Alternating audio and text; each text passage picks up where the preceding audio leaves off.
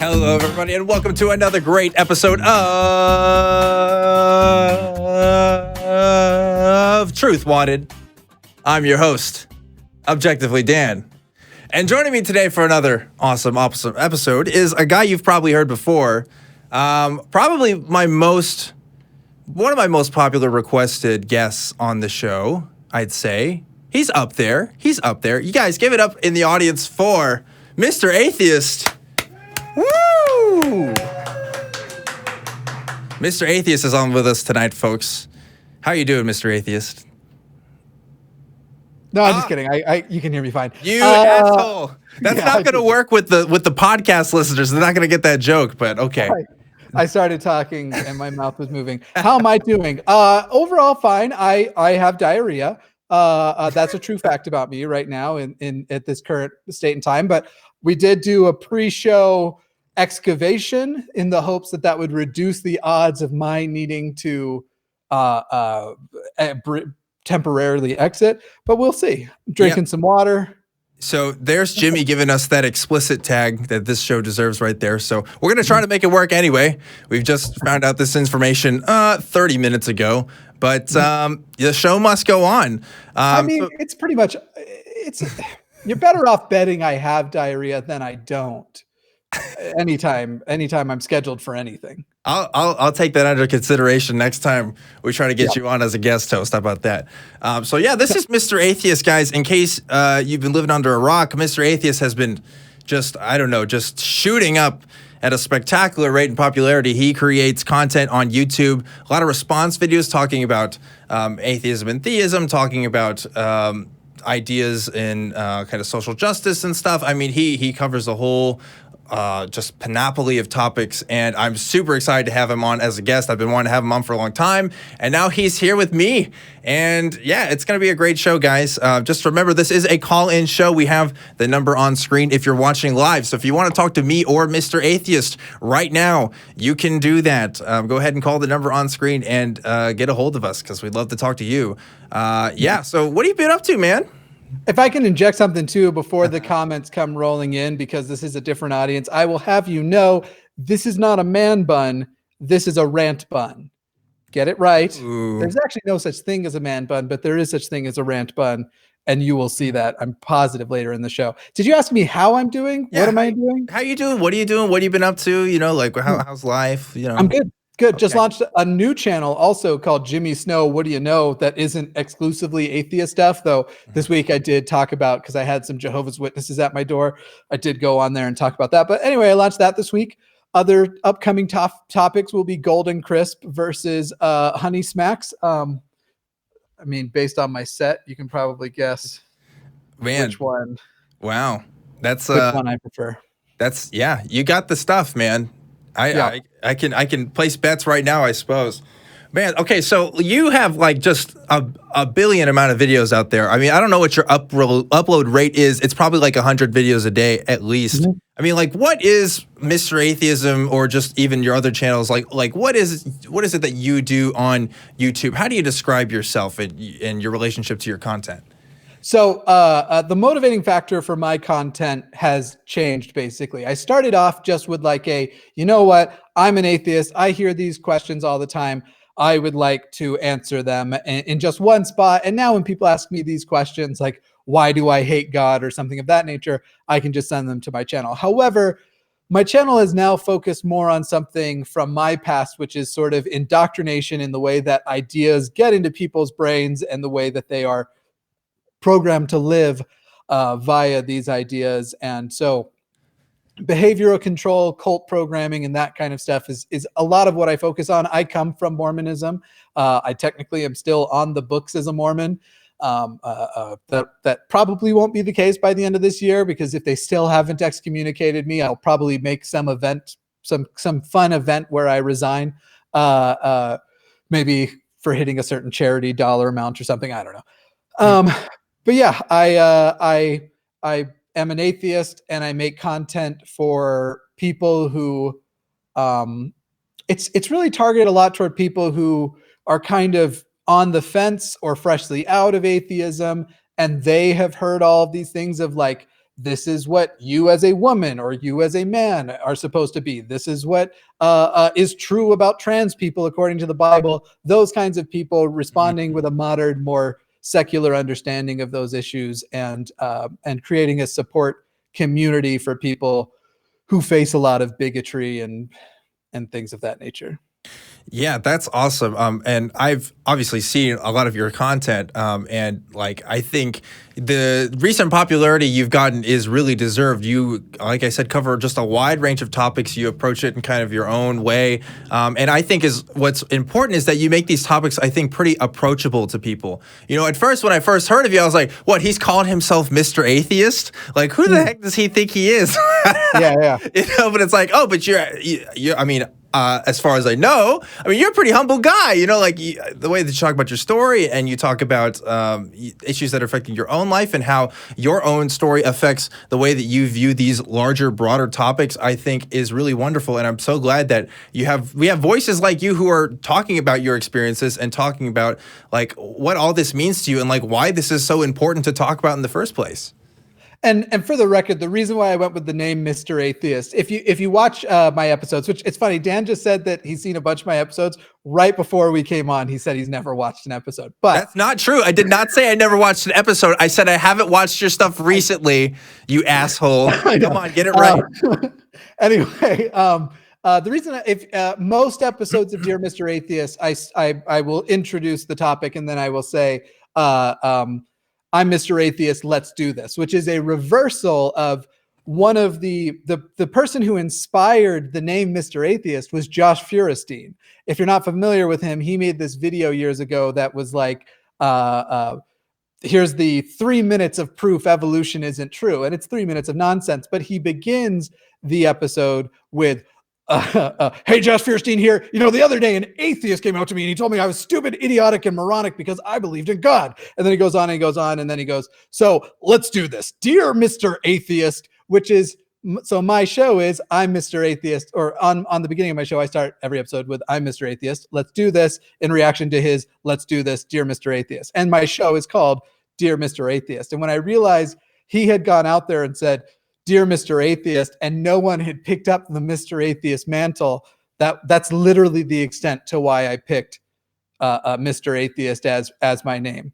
I wouldn't call myself humble, as you've said, but I'm very open and I'm very inviting. And my channel, there's a great number of people on my channel with a broad range of beliefs. I know I know a lot of Christians, which I still don't quite understand, but I know a lot of Christians do watch. I know the LGBTQA plus community find some both safety and probably some catharsis from the channel. And I've got pagans and Wiccans, and I know I have ex-Muslim audience, but nobody has recently emailed me and said I'm an active Muslim and I watch. So that's the one that's missing, I guess, right now. Well, okay. So when I say the word humble, what I mean is you have a sense of humility about yourself. Okay, like not all my guests are willing to admit that they have diarrhea on stream right before they go on, right? But I just like what I mean by that is, you know, you have a lot of people who talk about these issues in a very like professional sort of academic breakdown, and it's kind of condescending sometimes. It's kind of like, oh, you should have figured this out like years ago, man.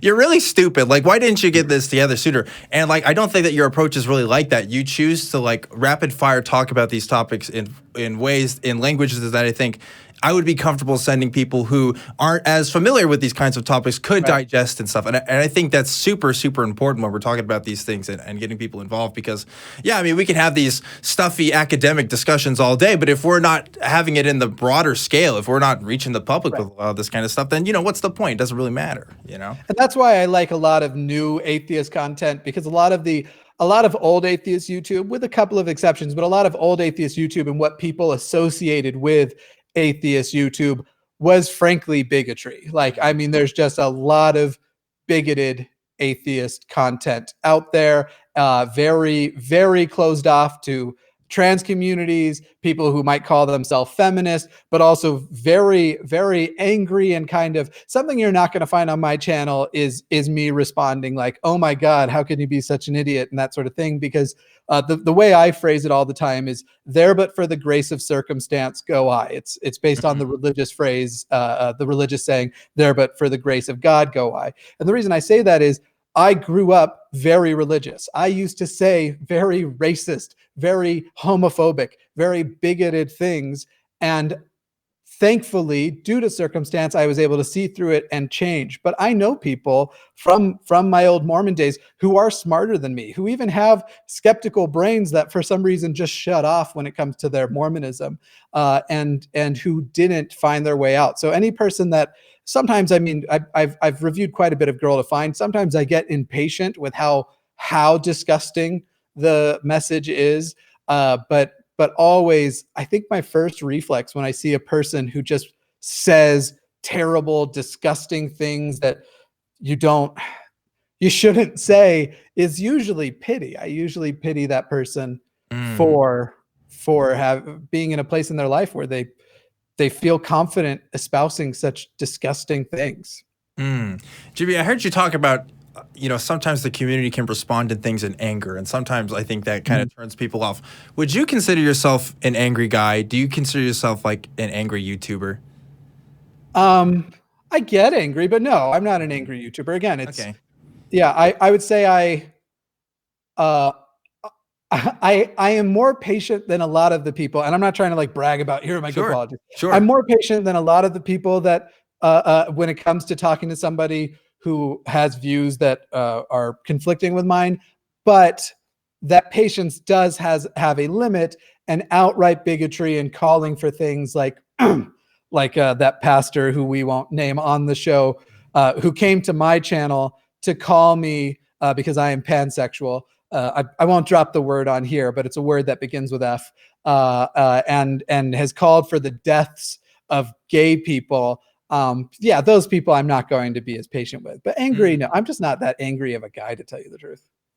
Yeah, I struggle with that thing. It's like, what do we draw the hard limits on, and like, what can we have patience for? What's our limit of tolerance and stuff? I think a lot of people kind of talk about this idea of like the paradox of tolerance, like can we allow, and to what extent, and how much should our society tolerate these things and these ideas and stuff.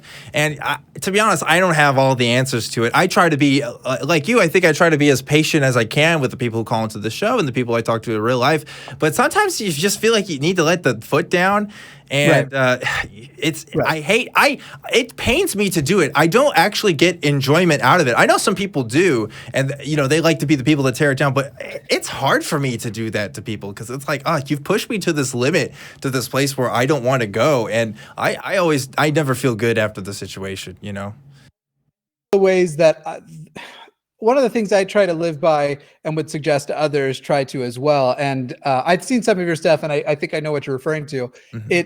It seems to me there is a difference between you are reacting angrily because you're bothered, versus you are reacting angrily in defense of people or of somebody else. So it's kind of like, how selfish is your reaction and your response?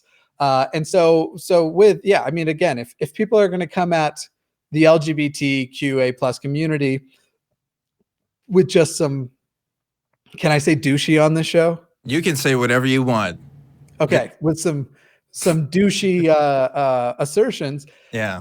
Then yes, I'm going to bite back, because at that point you have to at some points defend people, but at other times you have to vehemently fight against bad ideas, and sort of like, you don't want to present equality of ideas either. There is no, like, if somebody's coming at you with just straight up racist stuff, I'm not going to do the like, listen, I understand that that's your opinion, and we all believe things a certain way, and we all believe, no, it's going to be, listen, you racist asshole. And I might still try and lay out why their reasoning is wrong, and usually I will, but I'm not going to present it as though our ideas are equal if yours are like genocide and mine is like humanism. Yeah. I think that's a pretty good boundary to have. I mean, I don't know because I haven't been tested to that limit yet. I don't know how I would respond in the situation. I would think that I would react to the same way if I heard something specifically about like race and stuff on the show, which hasn't happened yet. But yeah, it's one of those things, like you said, where it's like you got to stand for something, you know. And I try to be as open as I can on the show. I do admit I'm an atheist. I do admit that I do come with these certain beliefs, but I'm open to being changed, and I'm open to having conversations about stuff and having my mind changed on certain things. And being the secular humanist I am, it kind of tells me like, well, I don't want to accept anything based on, you know, dogma or just some sort of unknown authority. I do want to have conversations about even kind of taboo stuff. But yeah, there does come a point where it's like, well, we're also talking about marginalized communities and stuff. And at that point, it's like, you got to go into the defensive mode sometimes. So let's talk about like your history just a little bit. Like, your history as a Mormon and how that kind of affected the channel now. I mean, like, do you think that area of your life, you know, growing up in a religious household and stuff, does that inform a lot of your views now? Does that inform kind of how you run the channel and stuff, as opposed to somebody else who may have not had kind of those experiences? Yeah, there's one thing that I've we talk about on my channel from time to time, sort of like privileged states. And one of the states that I actually want to talk about too is like there is a privileged state of having never been on the wrong side of anything.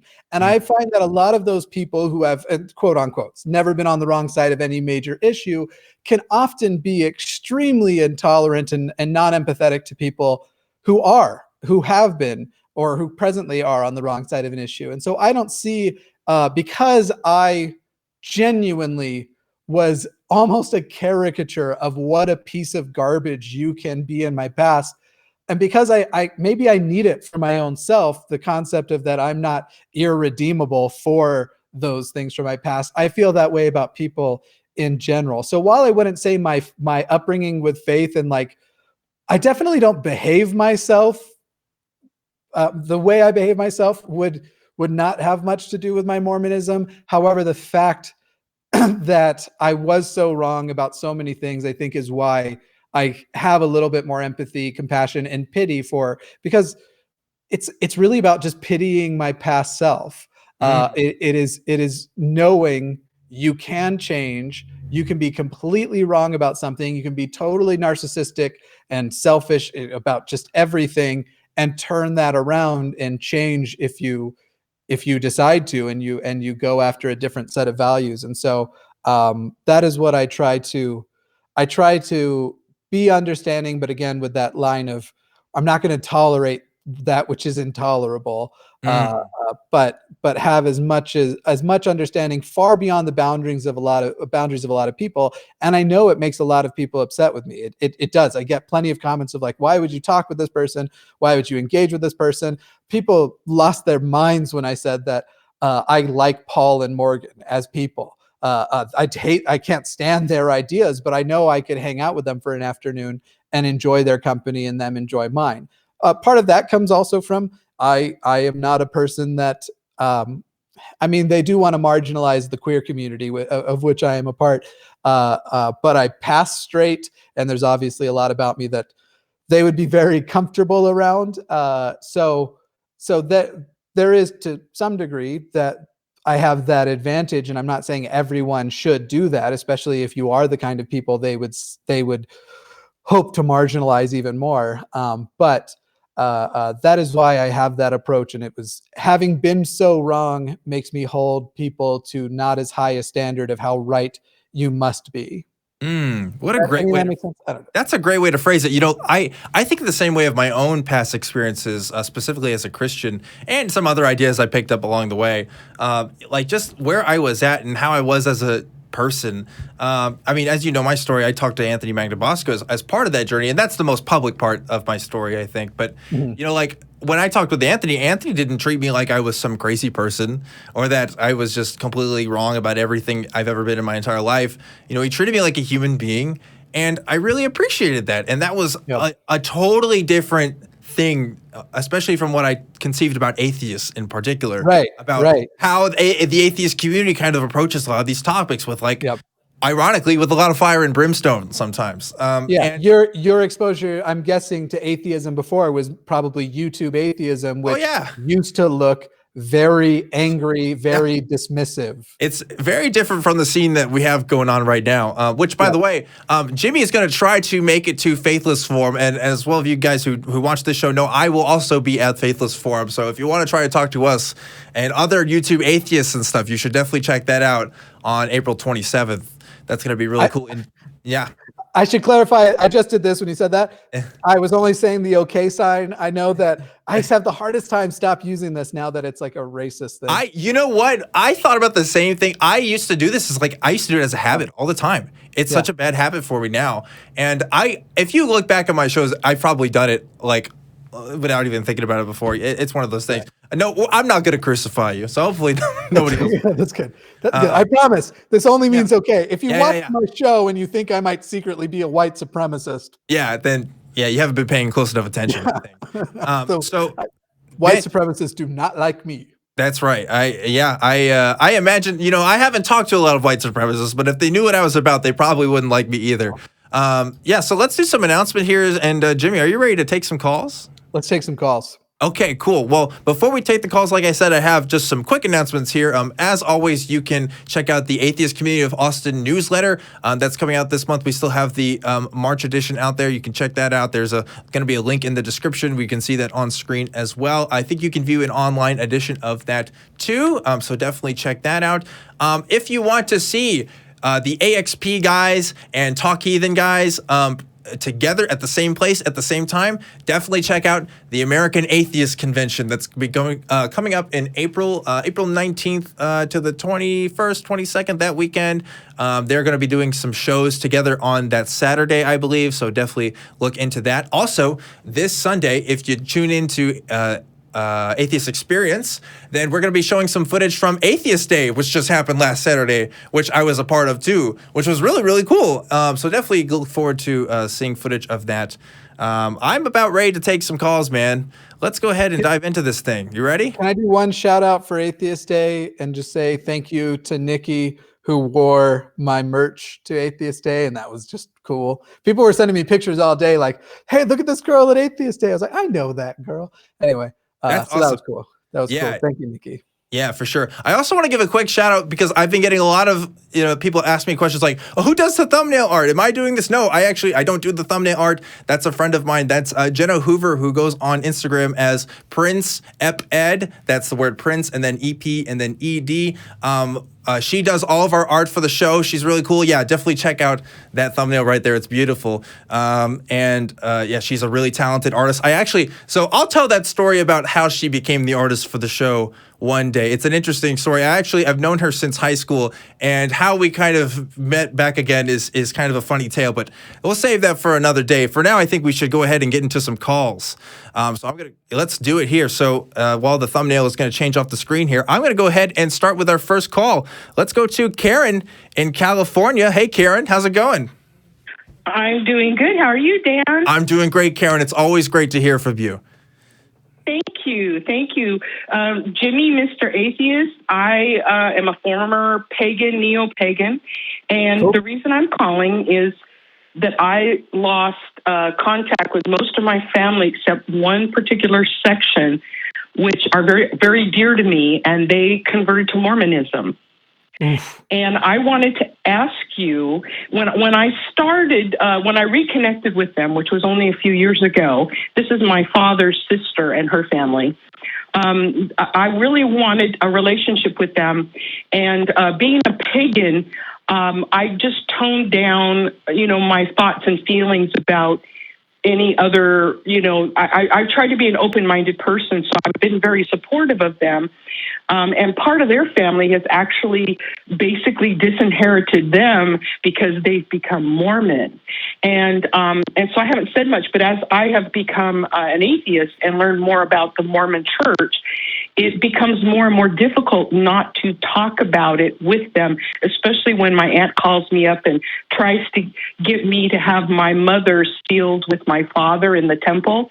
Now, I should tell you that my mother and father had a horrific divorce, and my response, I had a sense of humor. My response was, well, my mom and I didn't get along, so I made a joke and said, well, that'd be a great way to get back at my mom, But I know it doesn't. It really isn't funny, but in tragic way, it sort of is. Yeah, no, I understand. The reason, you know what I'm saying? And also my aunt's son is, I didn't know this, but the Mormons have banks, okay? They have places where they have money and they do financial stuff. And my cousin's like this big high muckety muck in one of these banks. And so I don't know whether to say anything or not. I really care about my family, and these are the only people that I'm really close to now. And it's gotten to the point where I avoid calling my aunt, and I really don't want to do that. She's 90 years old. She's not going to be here forever. So I was wondering if you had any advice or thoughts about that. Oh, I got some thoughts. Yeah, for sure. Okay. So as far as talking to people, I genuinely think talking to people about their beliefs, especially those that you have good reason to believe are wrong, that I believe that's a noble thing to do.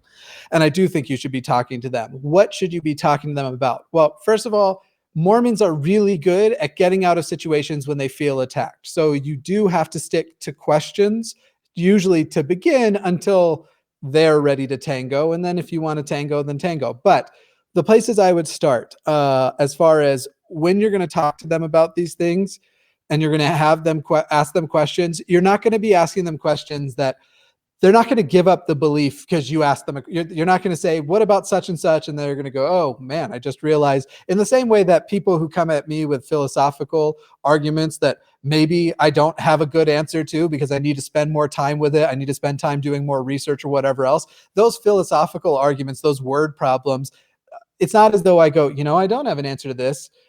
Therefore, you're right. I give up everything I've learned, all of these facts I now know, all of this stuff. I'm not going to just give it up in response to a word problem. You shouldn't expect that of people, even with beliefs that you're pretty well sure aren't true. So places I would start if I was you. There is a thing called the CES letter. It is the most incredible document to me. Now, this is subjective to the fact that Mormonism is such a big part of my life, but the CES letter is, there was an individual who wrote a letter to the CES, which is this organization within the church, saying, hey, this is why I left the church. I would like these questions answered rather, and goes into great detail. It's about 100 pages long, and it's literally 100 pages one by one of reasons not why the church might not be true, why the church clearly isn't true. Facts about history, facts about science, anthropology, biology, geology, things that absolutely 100% debunk the religion. Now, do they have their apologetics out there to try and fight back? They do, and some people fall for it. But a lot of these things in there they are not easy questions to respond to. And I think the CES letter is probably responsible for the church has a mass exodus going on right now. And it's partially because of social issues and the way they treat the LGBTQA plus community. And it's because of this letter, honestly. And so I would highly, highly recommend you read it and see if you can't find a nice way to suggest other people read it, and see if you can't get it in front of others. Additionally, if you want to find more points, not that I'm going to spend this whole show plugging my channel, but I have a series called What's Wrong with Mormonism, and I even have an introduction to the CES letter where I go over some of the most significant things in it. And I think the video is called How to Talk to Mormon Missionaries. The questions to ask them to make them sort of realize, like, they might believe and they might think God has told them their religion is true and that they have good reason to believe. But these questions will, I think, for a lot of them, while they're not going to acknowledge that their belief is invalid or wrong, that they don't have good responses that would help convince other people to believe, if that makes sense. Yeah. I have watched some of your videos and I really like them. I wanted to just bring up quickly a couple of little things that maybe will help. And normally I would just leave this subject alone because I don't see myself as a street epistemologist. I wish I could be, but I just don't really have that personality. However, I am the I'm not either, so you're fine. Okay. I'm the kind of person that people approach because they think, oh, nice person, let's bring her into our church. Okay. So I'm trying to learn how to kind of defend against that, but I wanted to bring up a couple more things that maybe would give you some insight. Dan and Jimmy, is it okay if I be very frank in this setting about some painful topics? Go full Francis. I think okay. I think whatever helps with, if it's necessary for the situation and you feel like it's something you want to say, I say go for it. Yeah. Okay, then I'm going to be very frank. My aunt had originally converted to Roman Catholicism. My father, when I was a very young child, committed suicide. And it was absolutely horrible what happened and how it happened and all the circumstances that led up to it, to the point where it really fragmented our family in a very negative way. And my aunt went to the Catholic priest, and the Catholic priest wouldn't even speak to her because her brother had committed suicide. He just slammed the door in her face, did not want to discuss it. And I really honestly believe, from what my aunt has told me, that she became a Mormon because she thought that at least my dad would have somewhere to go besides hell. Okay. So that's what I wanted to say, is this is a very emotional thing for my aunt. And she's never gotten over it. It's one of the topics that we still talk about when she calls, because she was never able. This was back in the my father killed himself in 1959. And you could not talk about things like this back then, especially if you were religious. I believe my dad was an atheist, which probably did not help that situation emotionally for her. And one thing I've noticed, though, as my aunt gets older, her family does not like her hanging out with this Mormon branch of the family, in part because I don't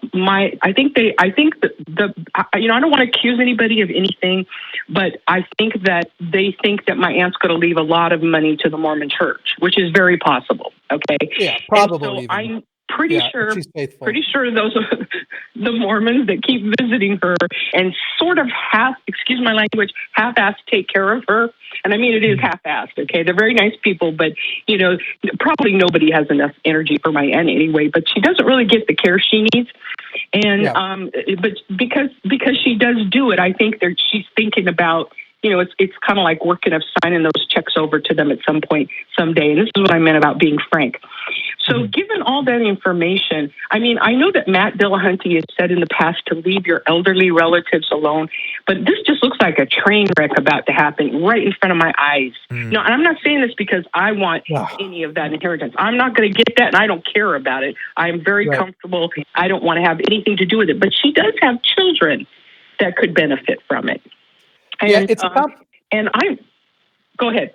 I was just saying, it's a complicated subject because my entire opinion on this is that it is your aunt's money. And so if she chooses to leave it to the church, in the end, that's her choice, as far as people trying to change her mind and stuff. I also err on the side of, I wasn't in favor of my grandmother in her final few months of living, finding out that I was an atheist, because her quality of life was already very poor. My grandmother is the only person whose love I've never doubted. And so I have been in favor of also staying away. I understand the concept of like, this money's going to go there. It would be much more helpful here. And so there is that level of complication. I hope the family is talking as much as possible, but I can't say that just because there's money on the line and that there are people who feel that money belongs to them over the church, that now would be a good time to try and attack a person who's in her, it sounds like in her final stage of life, to try and attack her beliefs and I'm sorry, I just want to interject. I didn't mean it quite that way. I'm an older person myself, and I will tell you that once you start getting older, people start to manipulate you. They've already done that to me. And I just don't want to see her taken advantage of, is what I mean. Maybe you can frame it as, wow, you have this money that you want to give. That's great. Maybe there's some other kinds of organizations or other kinds of charities or things that you would be interested in that we could use won't this work money for. I don't know, man, because let me explain why. Okay. Mormons actually trash talk other charities. Oh, okay. Mormons teach you that the only place you need to put money, and don't get me wrong, there are Mormons who do end up donating other places. And some of it's done subtly and some of it's done explicitly. But as a member of the church, you feel that your money goes to tithing, which you're just sure only goes to good and taking care of the church and spreading the word, because they Okay. lie about how much of it goes to political movements and anti-gay movements, and that all these other charities are so often so corrupt. So trying to sell a faithful Mormon on the concept of giving your money to not the church, to a Okay. different charity, very rarely works. This is Interesting. actually I did a charity event for a group recently who I know the group, I know the people who founded it very well. And we did this thing, and the founder expressed to me how thankful he was and everything, and how it made up for what crap they were treated like when they went to Salt Lake City Comic Con, because they go and they set up these booths at all of these different Comic Cons, and all of the others, like, you get people who are going by and they just like had a terrible weekend at the con, coming to find out that it is people who are apparently putting on their skeptic caps only when it comes to evaluating other charities. So it is an actual really shitty culture that permeates Mormonism. That's a narrative I did not know about. So that is actually really useful to know, that they actually specifically talk about, no, don't talk about these other charities. Look at our thing. It's really great.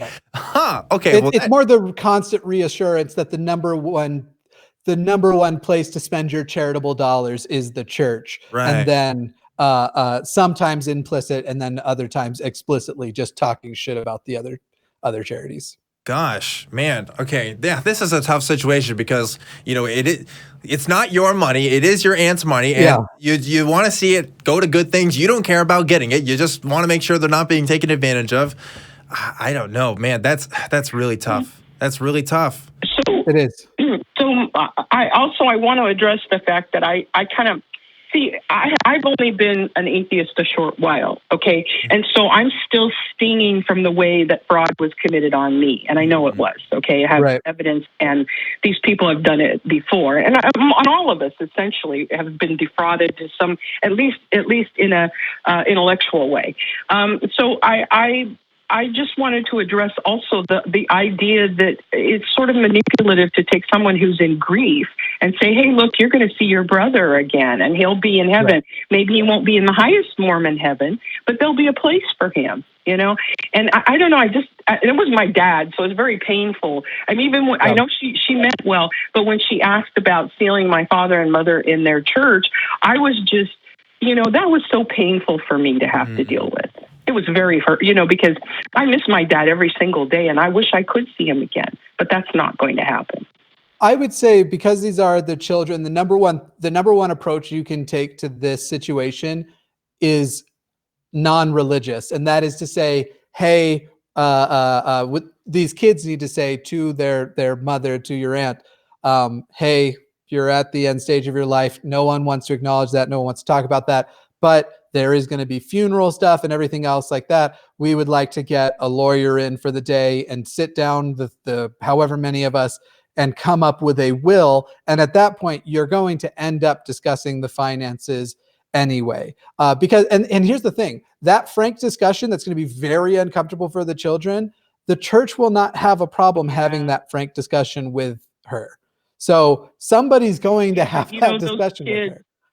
The other thing I haven't told you is part of the reason her kids aren't talking to her, except that one son who's in Salt Lake, and he's one of the he's gotten to the upper echelons of the church. The other kids are born-again Christians, and they have told their mother literally that she is going to hell because she became a Mormon. Oh, man. Ooh. And that's devastating. I can't imagine anybody saying that to their mother. I do not get along with my mother, but I would not have told her that something like that. That's just awful. It's so disrespectful. And so I don't even think that conversation is possible, I'm sorry to tell you.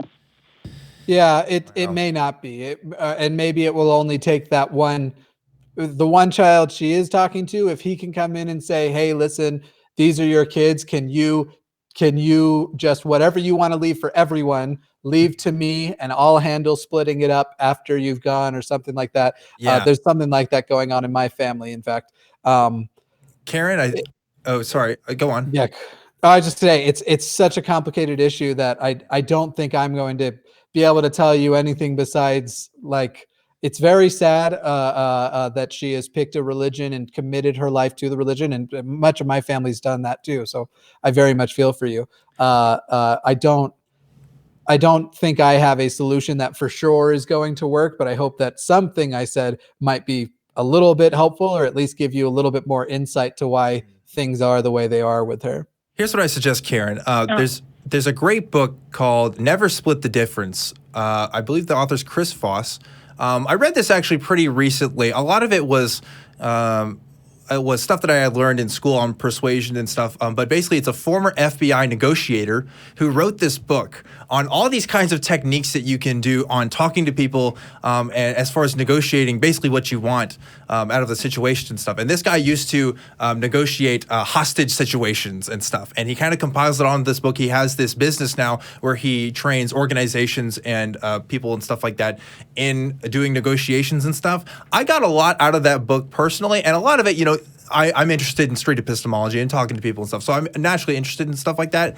I think in this particular situation, since we're talking about financials and we're talking about familial ties and things like that, I think that's a book you might want to be interested in reading. Now, of course, whether you want to read a book or not, and how much time you have, I don't know. But I think that's a good start. Good. It sounds like a good book. Yeah. Like a real good book. And I think one thing to consider is I don't think you should be afraid about talking about this particular issue. Because either you talk about it with this person or you never do, and you see that this money kind of goes to something you don't want to see and it goes away. I think that sometimes we also overcompensate with how sensitive we can be with other people about this kind of stuff. And people are sometimes more open than we might think. Again, I don't know your particular family situation, but I think if you approached it out of like a care and concern angle about like, hey, I like mentioning like, yeah, I've been manipulated and stuff before, and I just want to make sure that the money is going to the right place and what you think about this and that, at least getting a gateway into the conversation. I don't think it's as bad as it could be. Again, I don't know your family, but I think just having the courage just to even start the conversation, you might find more doors will be open.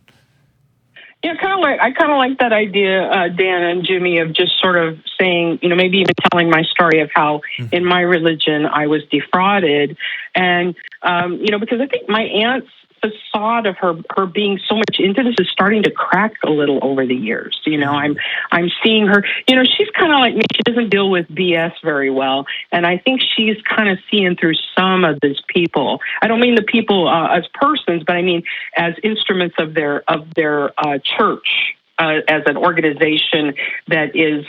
Well, we know how some churches, maybe all churches are, where they want to, the church almost is an entity that wants to survive on its own.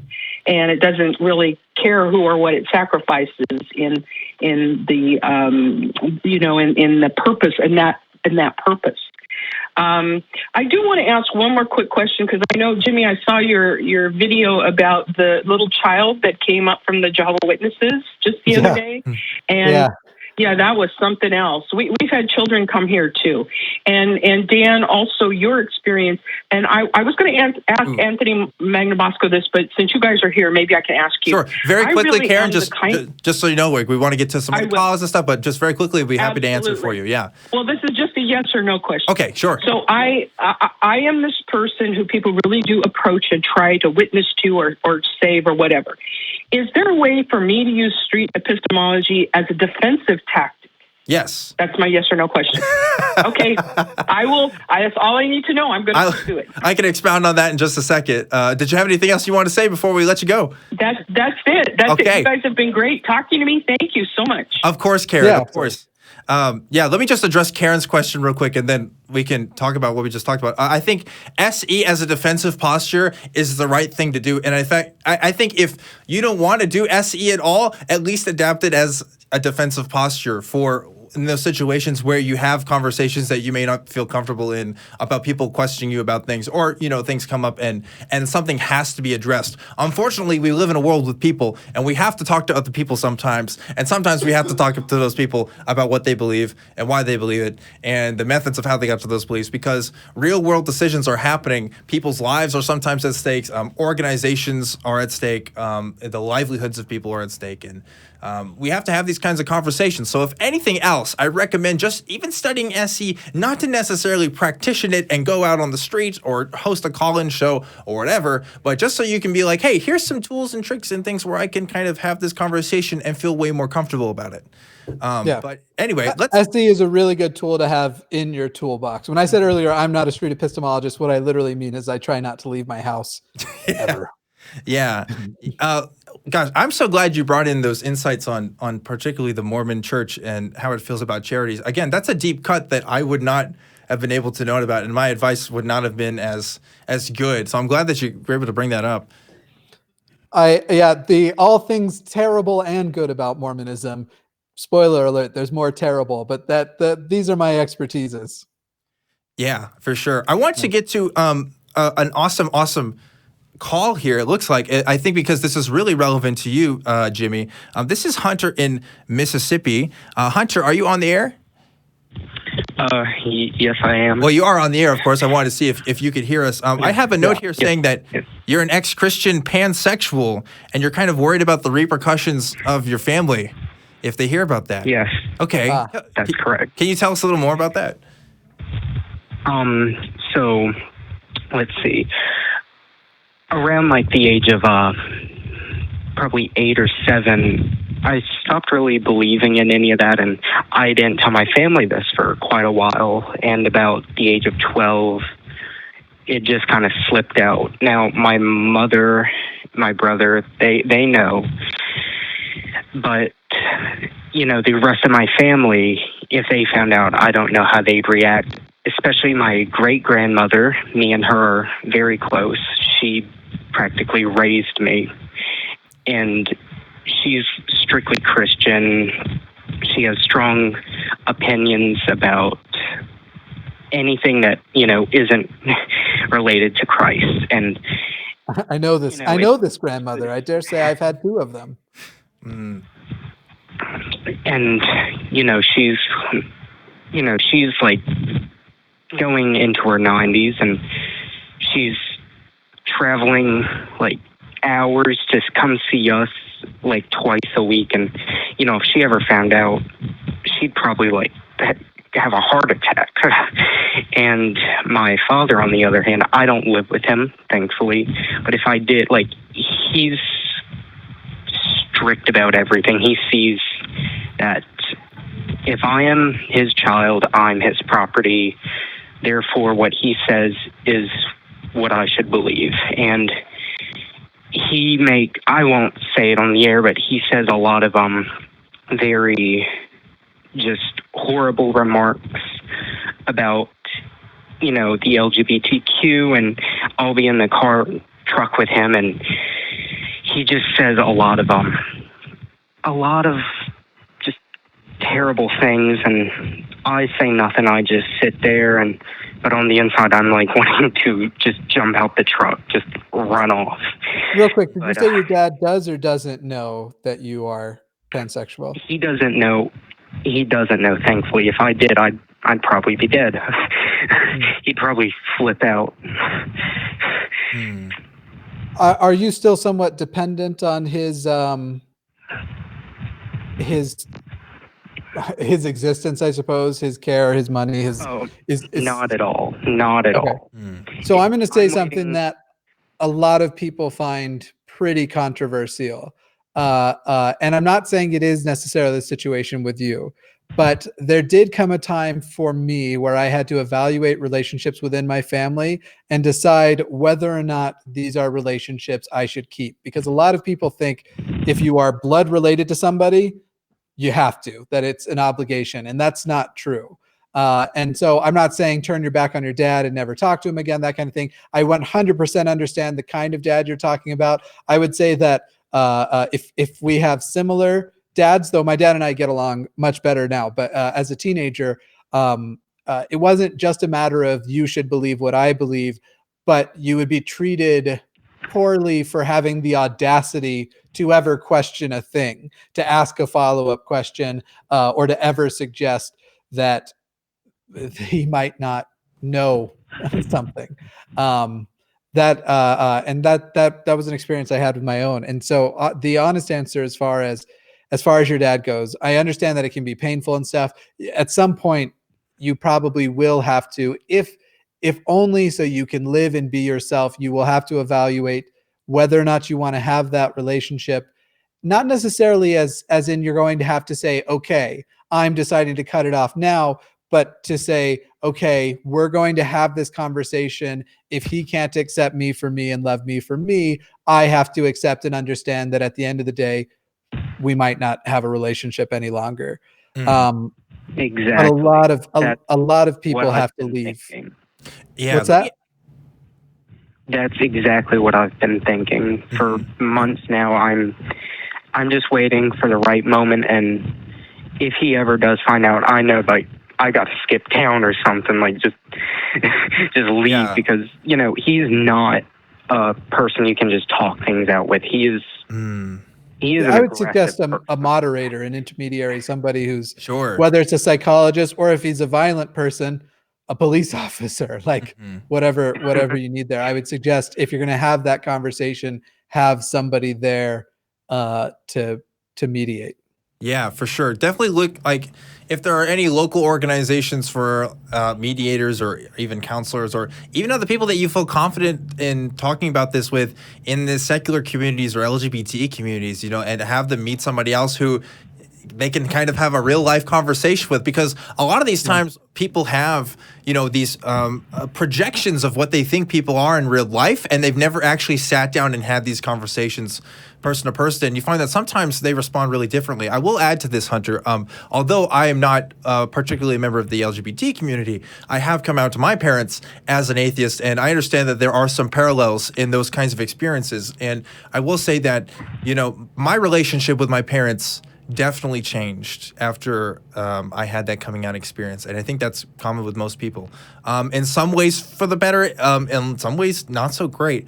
I wish I kind of did it sooner, to be honest with you, because of the amount of I just felt kind of free a little bit afterwards, even after those permanent changes. And something I've come to realize too is that sometimes other people in your life just kind of have to get over it. And I know that's kind of hard because, you know, I'm sure he's your dad and you love him, and just like other people in your family, but this is who you are, and they need to accept you for who you are now, because it's not like you can just turn back the clock and go back. You know, like, this is where you're headed. This is where your life is going. And I think on some level, it's better for them to get over that now so they can work out what that relationship is going to be like with you, than to just keep hiding it away and keep feeling that mental anguish that I know that you must be experiencing right now. Yeah, but do keep in mind your safety. Yes. First and foremost. If you genuinely are worried about a violent reaction, you need to have that ready and accounted for. Absolutely. For sure. I wouldn't suggest this if you hadn't had said that you are not, you know, you're not financially dependent on them and you have your own living situation and stuff. Obviously, your safety must come first. And Jimmy is right. We absolutely have to stress that. But if you're in a place where you can do it, I say the sooner the better, man. Got to rip that Band-Aid off, honestly. Yes. And, you know, he's like the main concern of coming out, you know, in those two ways. But if you genuinely think you have to skip town, I would suggest skip town first, not second. Don't skip town in reaction. Yes. Seriously, if it's to that level, being in a new town where you get to be yourself, and I'm not trying to stereotype anything, but I've lived down in Louisiana, and man, am I glad I lived in Colorado when I came out as queer. And I would suggest the same thing for you, as far as go to Colorado, or, you know, I am ready to move. Yeah. The South is horrible. Yeah. And Mississippi, extremely socially conservative, and not a place that, I'm sure there are pockets and there are places where people find acceptance. I'm sure there are groups and stuff, but it is not a place I would feel like I could publicly be me. Say again?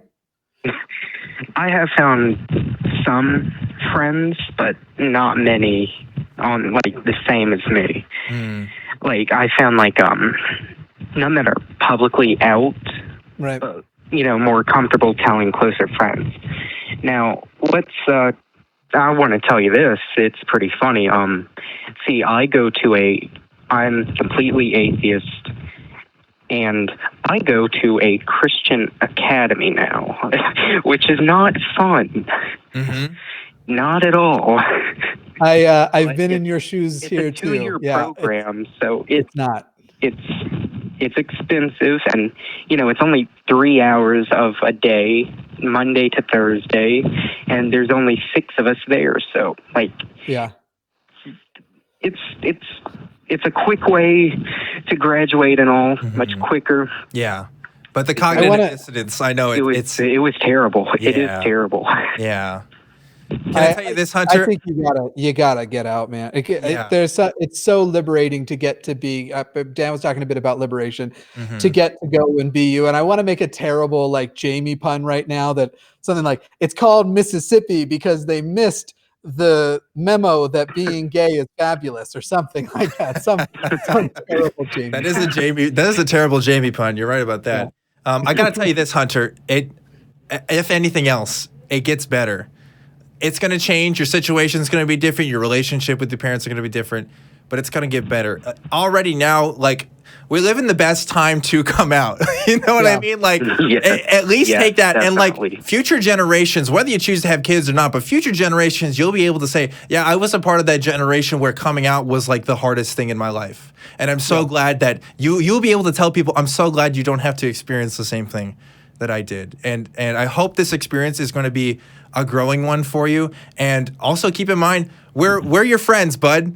You want to email me at truth@atheist-community.org. I'm sure, I don't know what Jimmy's situation is, but there's other people who would love to talk to you about this and give you guidance along the way. Like, and there's probably people in the chat right now who'd love to talk to you about this too. I will tell you, my Discord channel is filled with LGBTQA+. I mean, it's a Mr. Atheist, and so there's a lot of atheists, but I would say it's almost become more of a queer community hub than it has become an atheist hub. And the Atheist Community of Austin also has a Discord too, so definitely check that out. We're pretty active on there. It's an okay Discord. Mine's amazing though. Whatever. Does that help you out a little bit, Hunter? It really does. Cool. And Mr. Atheist, I love your content. I've been watching you for so long, so it's crazy that I actually got to call. I am happy about it. And very glad to hear. I can tell you, once I'm working on a new studio. Once it's done, I'm going to be doing my own series of call-in stuff, distinctly different, not just stealing what the ACA does, but there will be more opportunities for call-ins in the future. Cool. Well, yes, Hunter, I've been paying a lot of attention to that, and if I had money, I would get some, but I'm broke. Oh, listen. I'm excited that anybody watches. Yes, I do the business end of it, and there are people who are but that you watch and support, and that you've made my heart fill up because you tell me you've been watching for a long time. That is payment enough. Don't ever worry about it. Awesome. Hey, Hunter, thanks again for calling, man. I hope this helped, and good luck to you, bud. Man, what a great call. I'm so glad that we could talk to people about this. I think that's one of the most satisfying things about having a show like this, is that you just get to talk to people about what they're going through and how we can help and how we approach it and stuff. I mean, it's really wonderful to know that there's people out there listening, isn't it? Yeah, and hearing the confidence in their voice from the beginning to the end, as they get more confident, they feel more reassured, they feel like they're getting information that's valuable, that we're not just reciting cliches to them. That's nice too. Yeah, I think so too. Well, Jimmy, I got an exciting call for you. I'm excited by this description right here. I don't know what to make of it, but we're going to jump right in. This is Bruce in California, and Bruce says he's met vampires in Florida who drank blood. And Bruce, you got to explain this for me, please. I think my diarrhea is kicking back. No, I'm kidding. Bruce, are you there? Hello, Bruce. Hello? Are you there? It's Bruce. Oh, Bruce, come on, man. We can't lose you now. This is such a good setup for a call. I feel like I hear him trying, but the mic is like... Oh, man. Okay, well, Bruce, I'm going to put you back on hold, and we're going to see if maybe our call screeners in the back can help kind of figure out whatever situation is going on there. What a tease, man. Vampires in Florida? I don't know what that's about. But that's so my guess is, because I've heard about some of these groups, my guess is they aren't drinking it fresh from the source. It's harvested in some way, and at times even purified. They probably microwave it. Maybe it's just clamato juice to reference an old what does episode that mean of to South Park. purify? I don't know. That's beyond me. That's beyond my it's beyond my pay grade anyway. I want to talk to Tim here in Washington, and Tim wants to discuss Mormonism and Wiccan. This is kind of an interesting combination of stuff. Tim, are you there? As one does. Hi. Yes, I am. How are you? Going good, Tim. Going good. Just here to talk about Mormonism and Wiccan, apparently. Yeah. Oh, well, the Wiccan came much later. The Mormonism was decades ago. Basically, I just wanted to talk to Mr. Atheist because I grew up as a Mormon. I was 10 years old and had been picked on all through school because I was gay, and everyone knew it but me at that point. And a friend of mine, a friend of the family, took me to my very first Sunday morning at a Mormon church, and there were a couple of guys there that were from my school that picked on me, and they treated me like I was gold, and I fell in love with it. It was the church gave me everything that I needed. I grew up as a child of an alcoholic mother, and had watched her been beaten and all of that. And the church gave me that little respite from this horrible life that this child felt like he was living in. And so I joined the church and went all the way through up until I was in the Navy and got discharged from the Navy for being gay. But I also remember when I was a child, I knew that I was gay from the moment I was very, very young. Yeah, and, that's pretty consistent. I mean, people start to get an idea of gender around 2 to 3, and it's shortly thereafter that they start to get an idea of their sexual orientation. That's pretty consistent with a lot of people's experience. I'll talk about mine after your call, about my own experience of figuring out my my sexual identity. Yes, and it always bothered me when I was a teenager that as I was getting ready to go to the temple for the temple things that teenagers do, the baptisms for the dead and all of that, that the bishop asked me if I masturbated, and at that point in my life, every time I watched Happy Days or Mork and Mindy,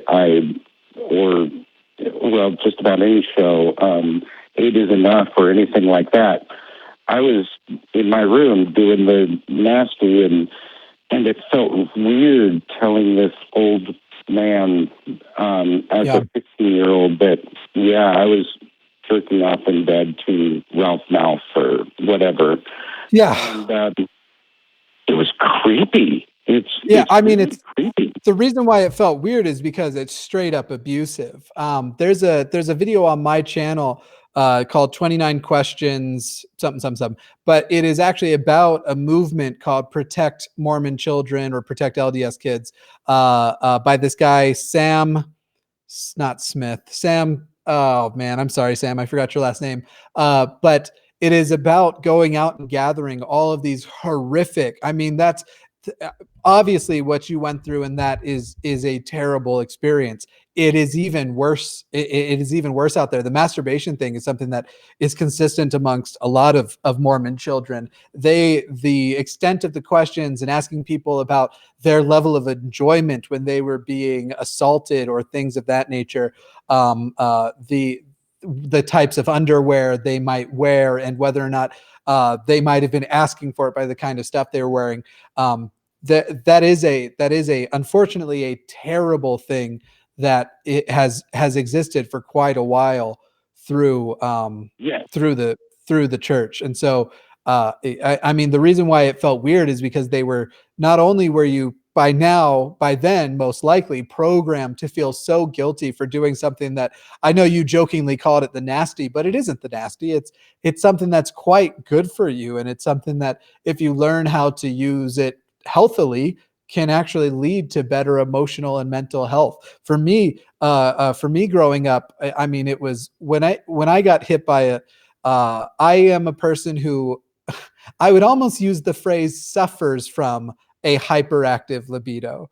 And so growing up as a teenager, it was multiple times a day just to keep my thoughts clear and to not go out and be creepy to people. And so that turned into terrible, terrible guilt because the church is extremely anti-masturbation. And so I feel for you because that thing you went through there, I'm sure that wasn't your question, but that thing you went for there is unfortunately something that needs to be exposed even more. It is inappropriate discussions from an adult male asking children very sexually explicit questions and then are meant to give a guide on how to get out of there. And I mean it when I say these things have been terrible and disgusting, with some stories being as intense as a bishop requiring a kid to show them nudes that another kid had sent them to verify the extent of the sin. I mean, straight up horrific stuff. Sam Young is the name, by the way. Thank you, Brian. Yeah. And that's pretty much how I felt, especially what's really odd is that I had a major crush on my bishop, and that made it even worse as a 15-year-old who had a crush on the man who was asking him sexual questions. Yeah. And when I got discharged from the Navy, I didn't go on a mission.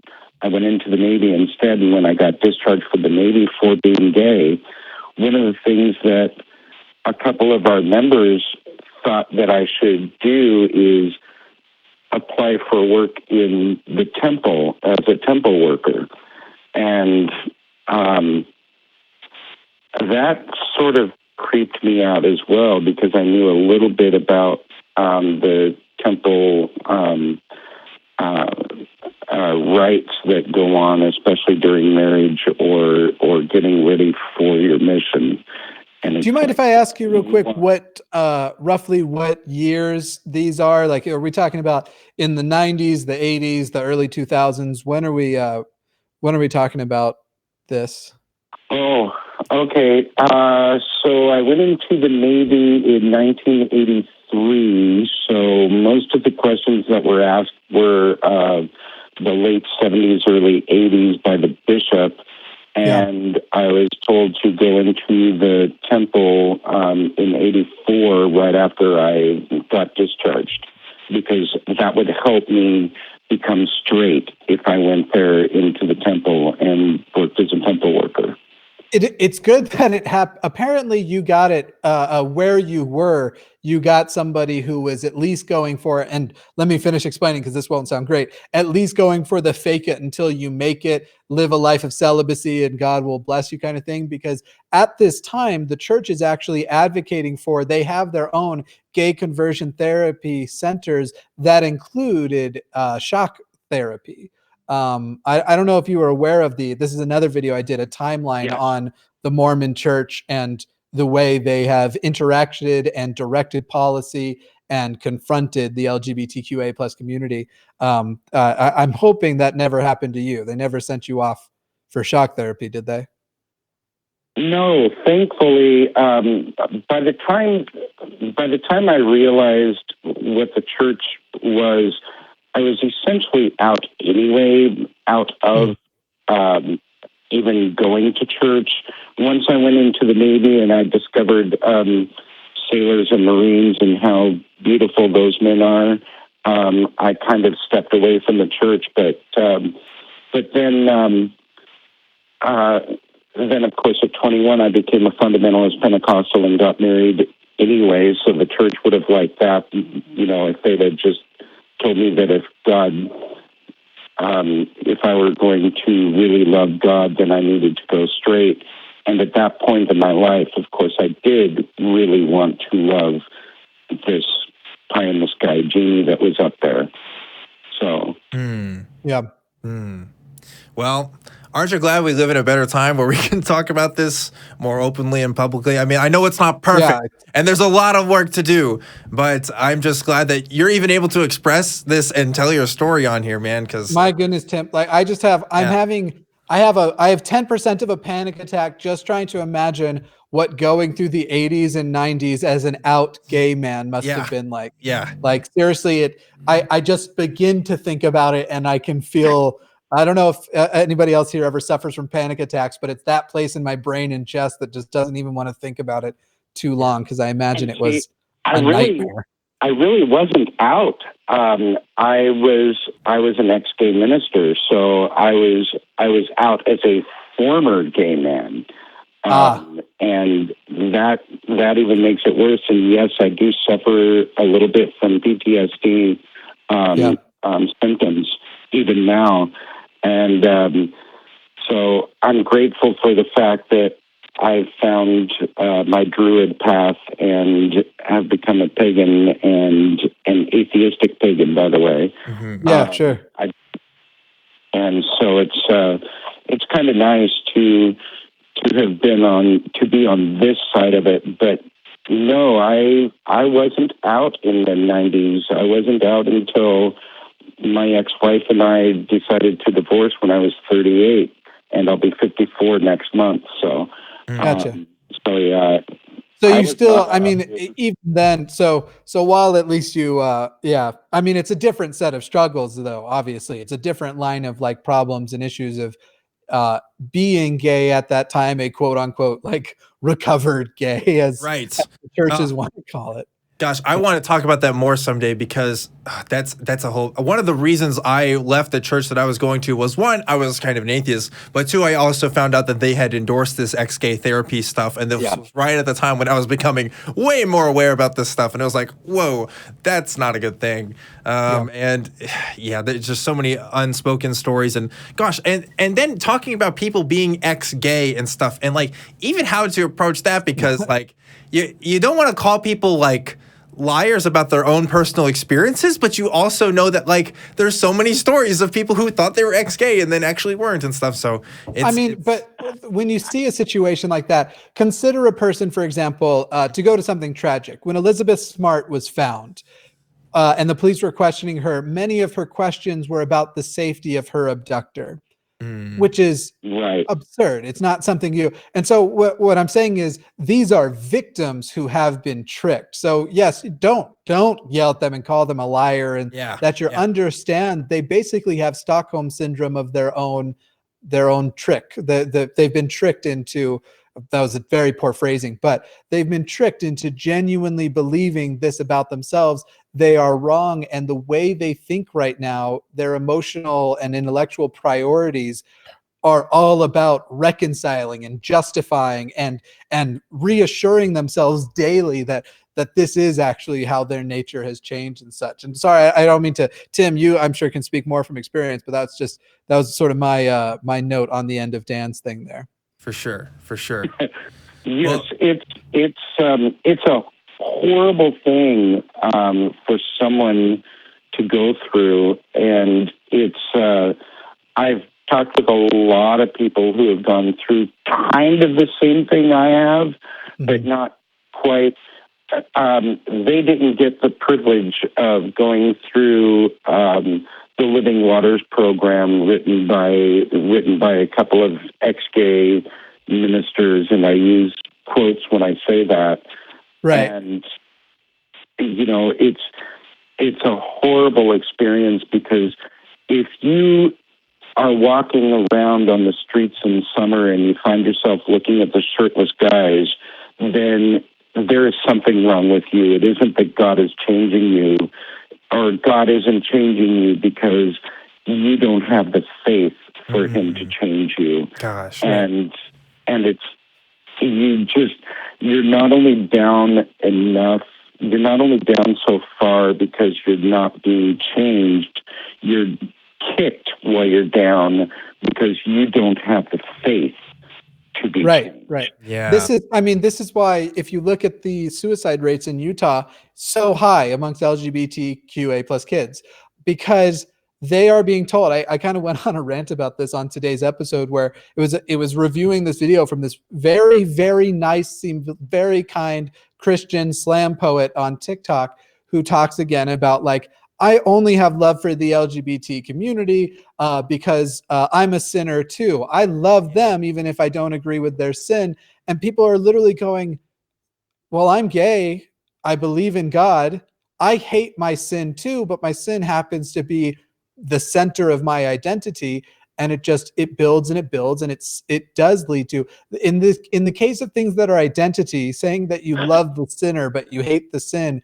No, you hate the sinner because that is the person. The person is that quote unquote sin. Oh yeah. And so what you're describing is something that comes in a lot, and it is I will say very explicitly many religions, and the Mormon Church is no exception. Perhaps they are worse than many of the others. They have the blood of dead children on their hands who chose to take their own life rather than continue to live in a state of despising their own self for the persons they wanted to love and the people they were attracted to. It's tragic and it's terrifying, and it's so hard. It's so hard to hear these stories like this. It's depressing. You know, it's like, gosh, there's so much suffering that's happened because of this. But I'm so glad. But see, I'm so glad that we can talk about this. I don't know.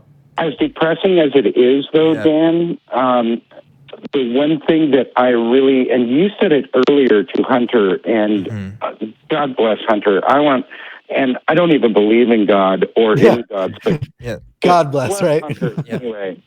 Real quickly, Tim, I want to hear it, and then we've got a lot of other calls we want to get to, but go ahead and wrap it up here. What you said is it gets better, and it really does get better. We do come into our own selves, and we do realize that even though we're battling, we are strong, we are here, we are queer, and we are very, very strong. We're a strong people. Yes.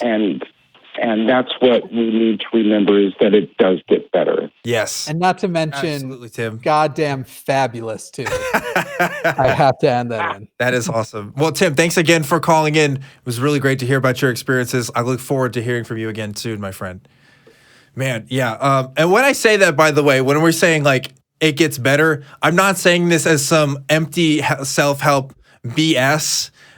It does get better. It really, really does. Like, as much as people sometimes don't think it does, it does, guys. It really I don't even think you meet yourself until your late 20s. Like, genuinely. I know that might sound, and I'm in my late 20s, so maybe I'm wrong and I won't really meet myself until my late 30s or late 40s.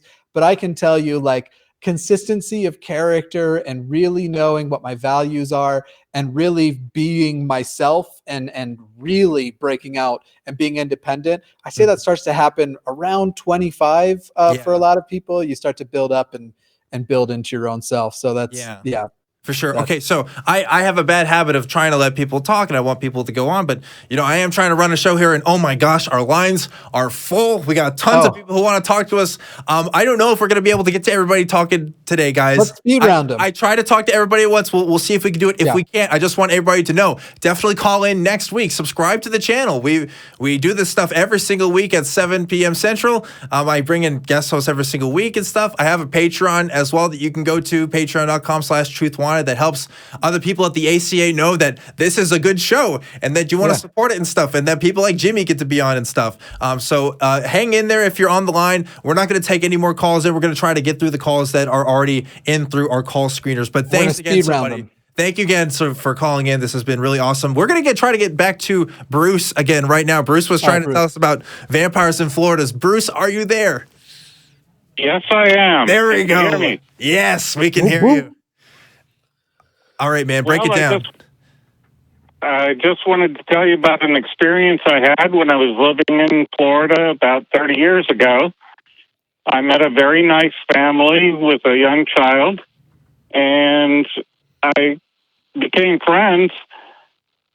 But one day they let me know that they would drink blood out of each other. And I found out there's quite a lot of them down in Florida and a lot in New York. You may have heard of the famous case about a guy who had a bunch of them a bunch of girls locked up in his house, and he drank out of them. Mm. Okay, wait, this is a different guy, right? Not the one that, not the family you knew. There was another guy who... Yeah, like I said, there were a lot of them there. Yeah. There's been all kinds of strange fads, and I don't know. I'm sure somebody's going to email me and be like, hey, you know, this is actually normal and safe, and here's how we do it with consent. I can tell you, I cannot put that around my... And I was going to make the joke, but you didn't pause long enough. I was going to say, when you said, there's this nice family and they had this kid, and they used to drink out of each other. And I would say, and that kid is now the president of the United States of America. I think the best thing about this conversation is that you're telling me there's vampires in Florida. Like, when I think of vampires, I'm thinking either Edward Cullen or like some Transylvanian, whatever the heck. The idea of Florida vampires is just really funny to be like, maybe they drink the blood of gators or something. I don't know. It's just, see, for me, in general, I favor people, if consenting adults, do whatever you want within reason if you're not hurting people. But the concept of taking another person's blood and extracting another person's blood and not hurting people, I don't know. That's that is very difficult for me to I don't know what the benefit is of it either. I'm not sure what literature these people are reading. It would really only help an iron deficiency, to tell you the truth. Yeah, maybe, but yeah, I don't know, man. That's another level. You think you've heard of it all, and then, you know, something else comes out. Oh, I thought they were very nice people, and as they explained it, it was kind of a foreplay to making love. Hopefully not with their child. You said, I thought this was something the child participated in. The child was not involved, as far as I know. Okay, good. Okay. You know, what really freaked me out was the last experience I had, where I went into their apartment and there was this older couple there, and the whole atmosphere of the house felt like acid against my skin. And then the old lady smiled at me, and I swear to you, I saw fangs. Oh, well, no, there are people who get the modifications. You're right, right. Yeah. Or you can get those little plastic ones from Walmart, you know. Hopefully they're keeping it under a tablespoon of blood a day. Yeah. I don't know. This sounds like a nightmare to me. Mm-hmm. But I wanted to tell you about this experience. It was very strange to me. Thank you. Yeah. Yes. No, it didn't feel like a fantasy. It felt like a real experience. And I swear to you, those were not fake fangs. It was weird. Maybe I think Jimmy's right. It's probably one of those body modification things. You know, that's the only thing I can think of. But fang stuff's been around forever. Being able to get fangs and either implanted or capped over your teeth has been around forever. Well, Bruce, thanks so much. Thank you for telling me about this experience. I don't know if this has enriched my life or if I needed this information, but I'm glad you told it to me anyway. And Bruce, can I make one suggestion before you hang up on him? Mm-hmm. Did you already? Did you already hang up on him? No. No, yes, I have not. No, he's still on. Yeah. Okay, Bruce. Let me ruin your entire evening on YouTube. People would think I was crazy. Bruce, let me ruin your entire evening on YouTube. Go look up urine therapy, and you'll see it gets worse. Oh man, yeah, I knew about that. Yeah, it does. Anyway, yeah, I'll go now. Thank you. Have a nice rest of the show. You too, Bruce. Thanks again for sharing in that experience. I think we talked about urine therapy on here one time, and then just as quickly as we talked about it, we let it go because I hate stuff like that, man. Have you had Cirrus on? I have had Cirrus on. You know, I think that's the episode when we did talk about it. He's covered urine therapy. Yeah, I think that's what we were talking about. Somebody was calling it because I think he mentioned it or something. But yeah, people are just gross. First of all, I am not the type of person I don't like body horror stuff, like especially with horror movies and stuff, like fingernails and things like I can't handle that stuff. I am. I just don't like snot. That's pretty much my big Yeah, hang up. and like blood and stuff. You know, like I'm just not super into that. Honestly, that just makes me queasy. I don't get how people not only like that stuff, but are so into it that they're like, this is going to help my life in some way. Like this They has center their life around it. yeah, this has tangible benefits for sex lives apparently, and just whatever you do. But I'm very reluctant to kink shame any kink. I am too. Kinks. Yes, I am too. I am too. But the one thing is I've learned about the internet is, any kind of person you can think of, that person exists and they're out there and they have a whole culture around it. And for better or worse, that's kind of cool, I guess. But yeah, let me tell you, just from the things I've been offered in my DMs, I've learned a lot about a lot of new kinks. I can't imagine. I just can't imagine. Well, we want to keep doing the rapid fire calls here. I want to go to Nora in New York, and Nora wants to talk about how she's a recently deconverted Christian and talking about how the atheist community has helped her out. What's up, Nora? Oh, sorry. I had a cough. Hello. Hey, how's it going? Hi. It's going great. Hi, guys. So yeah, my story out of Christianity. Oh geez, I was not prepared. Nope, sorry about that. Well, you did call into the show, so I hope you had something you wanted to talk about. Yes, of course. Sorry, I apologize. So I kind of knew. I've been an atheist for maybe a year and a half now. I'm a little baby atheist. Well, specifically agnostic atheist. Sure. Like if someone gave me enough evidence, I'd probably follow whatever God they had evidence for. I think that's it's most good of us, though. evidence, Honestly, my God is real. Yeah, enough sufficient evidence. I'm right there with you. Mm-hmm. So I kind of knew for a little while that I didn't really believe in this because it just didn't make sense to me. And I started hanging out on the internet, and I'm kind of a meme lord. So I mean, I think that what really got me out at first was sacrilegious memes, which I know is kind of a dumb start, but I started looking into it, and I found. I actually want to jump in on what you said about it being ridiculous. Now I can't say what sacrilegious memes you've seen. However, I will tell you that Family Guy played a huge part in my deconversion because it taught me to laugh at Mormonism, to laugh at myself, and to realize that there is absurdity in a lot of things that people don't realize is absurd. So I will tell you my sense of humor and being drawn to, probably the first 5 or 6 seasons of Family Guy, I watched so much that I may be able to recite them all, and it could be why I do a pretty good impression of Stewie Griffin. Could be. So I get what you're saying though, that comedy helps you out. Yeah. So after I started really looking into it, I discovered Telltale Atheist. I'm pretty sure you two are friends. Mm-hmm. Oh yeah, we are friends. Both of us are friends. Yeah, you've done a couple crossover videos with him. Nah, he's told me what he thinks of Dan. Actually. Oh well. Yeah. Explains. Telltale and I are friends though. Yeah, that's actually how I discovered your channel. And that's cool. how I ended up here. So yes. Awesome. Yeah. I think you've called into the show before, Nora, if I'm not mistaken. So I'm glad you get to call in now. Was there anything about the atheist community and why it's important that you want to talk about with us, or just? I think it's just, I probably would have stayed a Christian for much, much longer had I not discovered, this booming community of people who thought like I did. Yes. And, they pointed me towards books and resources and... What a great point. Absolutely.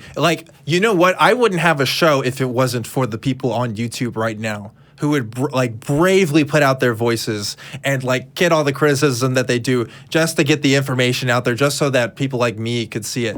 I would not have the courage to do this just on my own if there wasn't other people that were doing this too. So gotta give props. I think also the atheist community really helped me come out of the closet as well. They definitely did for me, big time. Yeah. I had a girlfriend for a while, but that didn't go anywhere. Kind of sad.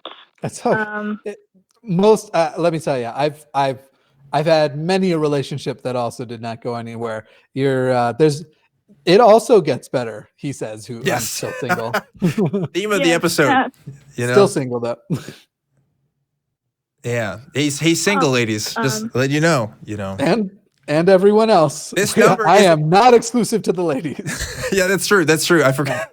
That was my heteronormative biases kicking in there. Yeah, that's all right. But yeah, I agree with. Fine. It happens to the best of us. Right, Yeah. right. I think, Nora, one thing I really like about the atheist community, as many of the flaws that it has sometimes, is it gives us a chance to normalize, and it gives us a chance to be ourselves. And, like I was talking about this with somebody about, like why we were doing Atheist Day the other day on Saturday. And I think it means something differently for different people. But for me, it's to stand in solidarity with the other people who have shared similar experiences with me, and me getting to say, wow, I'm not alone in having these experiences. And there's other people, and they're great. They're not just all assholes. Some of them are, but it's like, that's with every community you go into, right? And I'm happy to be a part of it now. And in some ways, very proud.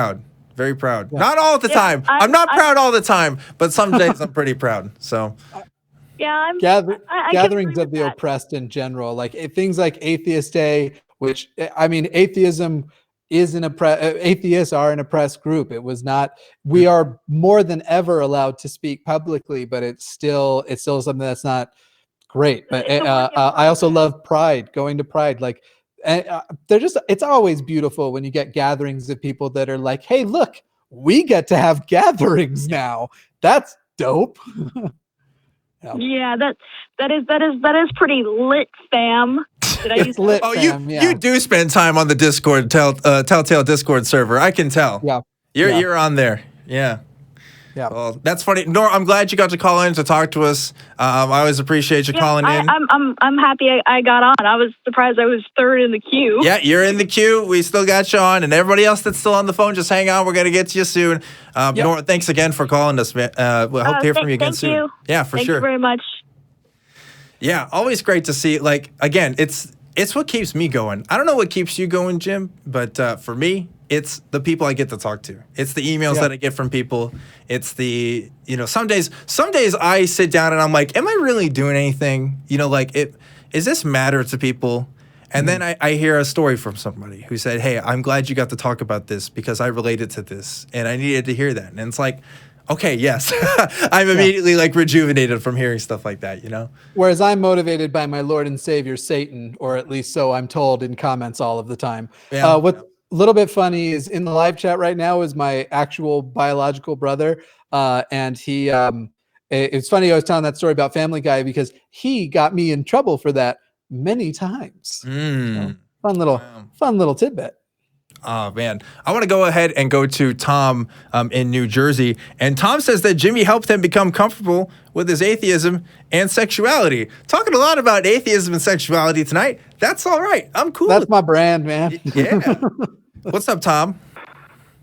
Dude, how are you guys doing? Doing awesome. Doing great. It's a good day. Awesome. I was going to say that you guys maybe have heard this before, and then 3 other people called before me saying the exact same thing. So obviously, I'm guessing this probably isn't anything new. But Jimmy, and I'm sorry to leave you out of this, Dan. You guys are both really awesome. But Jimmy, I wanted to specifically thank you so much, man, for all the work that you've been doing. Specifically, I wanted to thank you so much because you've actually been a huge part of why I'm comfortable with the label atheist, and part of the reason I was able to come out, not to everybody, especially not family members, but to myself specifically, and a lot of friends as both atheist and pansexual. And I wanted to say you've been a huge part of that, and I want to thank you for it. Y'all people just love to try and make me cry. What are you doing? Thank you so much. That honestly, it does. It warms the heart, and I'm gonna just right now just try and hold my tear ducts shut. And I thought you gave a heart really I thought you gave your heart away to Satan. That's interesting. Oh, forever ago. Yeah. It warms the chasm where my heart used to be. Yeah. Thank you so much, Tom. So I wanted to keep it short because I know you guys are doing the speed rounds and everything, so I don't want to take up too much of your time. I'll definitely be calling back, hopefully next week. If not then maybe within a week or two. Yes. But for sure, I'll be talking to you guys again if we have the time. So again, thank you guys so much. Awesome, and Tom. I'll still be plugged in listening to the rest of the stuff, but adios on the phone at least. Sounds good, man. Thank you so much, Tom. Thanks again for calling in. What, short, sweet? Just want to say thanks. I like it, Tom. I hope you like Truth Wanted too. And those of you who are coming from Mr. Atheist channel, these are the kind of conversations we have every week, and it's pretty cool. So yeah, it's a good time. Stick around. Yeah, stick around. We do have 2 more calls I want to get to. One of them relates to something we talked about last week. One of them is kind of going on with the theme of sexuality and atheism and stuff. So I want to get to that one first. Let's talk to Mary. Mary in Nebraska, what's going on? Not much. And actually, it's Marie. Oh, Marie. Thank you for correcting me. Yeah, cool. That's all right. People get it wrong a lot, so Yeah. it's okay. Yeah, I just haven't had anyone to talk to about like sexuality and atheism. I've never really bought the whole God thing, but I kind of just went along with it because I didn't want to admit that I didn't believe, because every time I did, people just kind of just take personal offense to it, I imagine.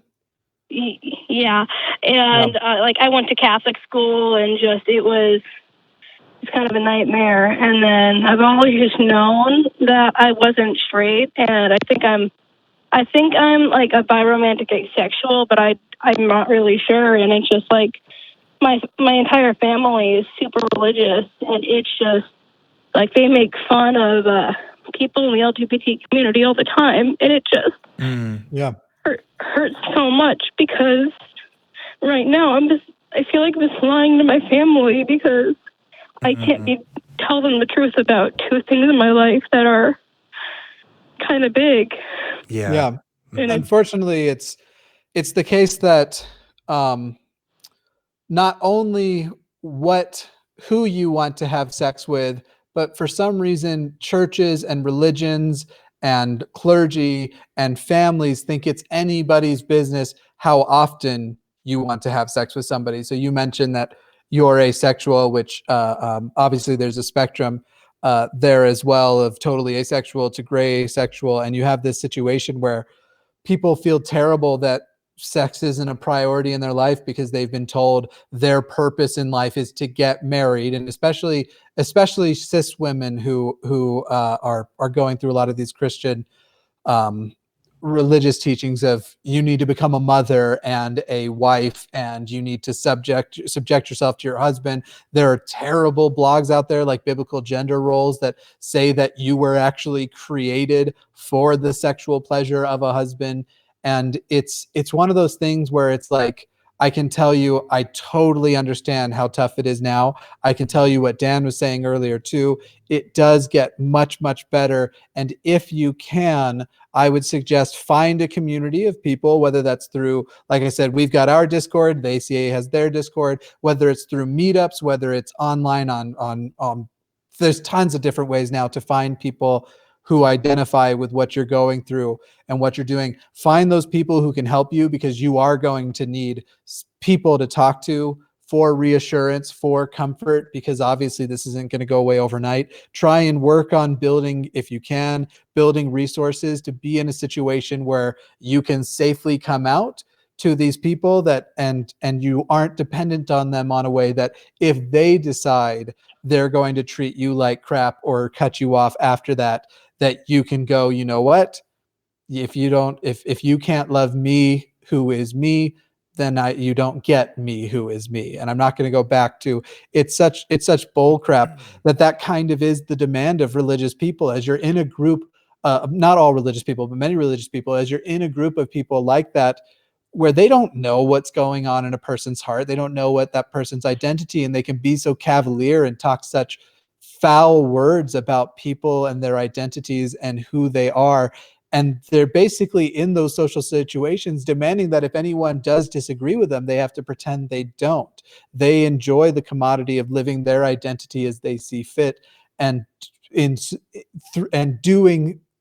doing, force other people to not do that too. So I very much feel for what you're going for. My best advice is find a community and always look to the horizon, because it gets better, it gets brighter, and it gets It gets real fabulous. Yes. As far as practical advice, I think Jimmy covered most of it. What I'd like to offer is just a bit of perspective in that you've been raised with a certain paradigm of how you're supposed to love people and how you're supposed to interact with the world and what your beliefs are supposed to look like.